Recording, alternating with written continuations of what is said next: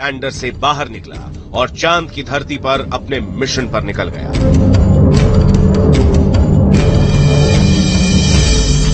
शुक्रवार की सुबह दुनिया ने देखा चांद पर हिंदुस्तान का मून वॉक। ट्विटर पर बधाई संदेशों के साथ हैशटैग प्रज्ञान लैंडर ट्रेंड करने लगा।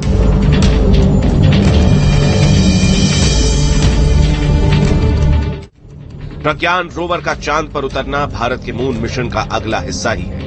अभी तक मिशन चंद्रयान 3 का हर स्टेज सफल रहा है। टेक ऑफ, फिर चांद की कक्षा में एंट्री और सबसे अहम लैंडिंग, जहां आखिरी के चंद मिनट यानी टेरर ऑफ 17 मिनट्स को पार कर चंद्रयान का विक्रम लैंडर चांद के साउथ पोल पर स्थापित हो गया। लेकिन असल मून मिशन की शुरुआत तो इसके बाद हुई। लैंडिंग के 4 घंटे बाद प्रज्ञान रोवर को चांद पर उतारा गया। अब सवाल उठता है कि प्रज्ञान चांद पर करेगा क्या, इसका मिशन क्या है। तो इसे समझने से पहले आपको दिखाते हैं कि आखिर ये रोवर है क्या और इसकी बनावट कैसी है। रोवर का सबसे अहम हिस्सा है उसका सोलर पैनल। प्रज्ञान पूरी तरह से सौर ऊर्जा पर चलता है, लिहाजा सोलर पैनल इसकी लाइफ लाइन का काम करता है। इसके अलावा इसके पिछले हिस्से में लगे हैं 2 कैमरे, नेविगेशन कैमरा लेफ्ट और navigation camera right.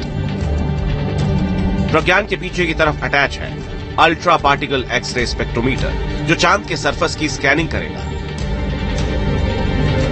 Solar panel के ऊपर फिट है एंटीना, जिसकी मदद से सिग्नल को ट्रांसमिट और रिसीव किया जाएगा। प्रज्ञान रोवर में खास तरह के व्हील्स लगे हैं। इनकी खासियत यह है कि ये किसी भी चट्टान को आसानी से पार कर सकते हैं। इसके अलावा एक और खासियत है, ये जहां से भी गुजरेंगे इसरो के लोगो और अशोक स्तंभ के चिन्ह की छाप छोड़ते जाएंगे।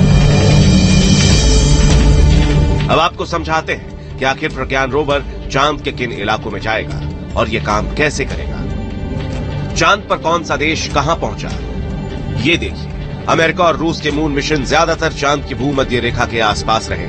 चीन चांद के नॉर्थ पोल के थोड़ा करीब जा पाया, लेकिन भारत उस जगह पर पहुंचा है जो सबसे कठिन था, यानी चंद्रमा का साउथ पोल। चांद के इस इलाके में गहरे गहरे गड्ढे हैं, ऊंची चट्टानें हैं, लेकिन प्रज्ञान में लगे कैमरे चांद के सतह को पूरी तरह से स्कैन करने में सक्षम है। स्कैन करने के बाद ये मैपिंग कर विक्रम लैंडर के जरिए इसरो के कमांड एंड कंट्रोल सेंटर में भेजी जाएगी और इसके बाद कमांड सेंटर आगे का आदेश देगा। इसी तरह से प्रज्ञान चांद पर भारत की अमिट छाप को छोड़ता हुआ आगे बढ़ता जाएगा। अब दिखाते हैं कि आखिर चंद्रयान का मेन मिशन क्या है। प्रज्ञान रोवर चांद पर क्या खोजने गया है।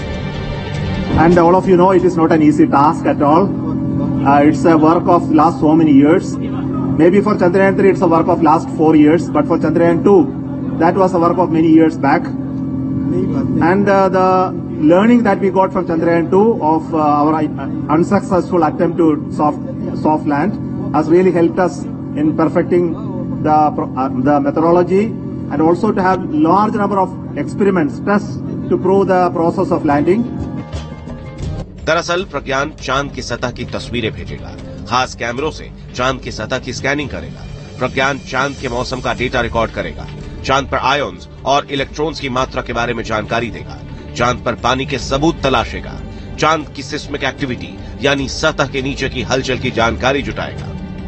इतना ही नहीं, सबसे खास बात तो यह है कि पूरी दुनिया प्रज्ञान रोवर की आंखों से पहली बार चांद के दक्षिणी ध्रुव के इलाके को पास से देखेगी। प्रज्ञान 1 लूनर डे तक चांद पर रहेगा। चांद पर 1 दिन यानी धरती पर 14 दिन। चूंकि चांद पर 14 दिन उजाले के बाद यानी अगले लूनर डे रात रहती है, तो इस दौरान सोलर पावर से चलने वाला प्रज्ञान काम नहीं कर पाएगा। हालांकि वैज्ञानिकों का कहना है कि प्रज्ञान और विक्रम एक अतिरिक्त लूनर डे काम कर सकते हैं और कुछ संभावना ऐसी है कि ये अगले लूनर डे को रिचार्ज भी हो सकते हैं। चांद पर घूम रहे प्रज्ञान रोवर से पूरी दुनिया को बहुत उम्मीदें हैं, क्योंकि उम्मीद यही जताई जा रही है कि चांद के साउथ पोल पर जिस जमे हुए पानी का जिक्र बार बार होता है, अगर प्रज्ञान ने इससे जुड़े सबूत ढूंढ निकाले तो ये इस सदी की सबसे बड़ी खोज हो सकती है।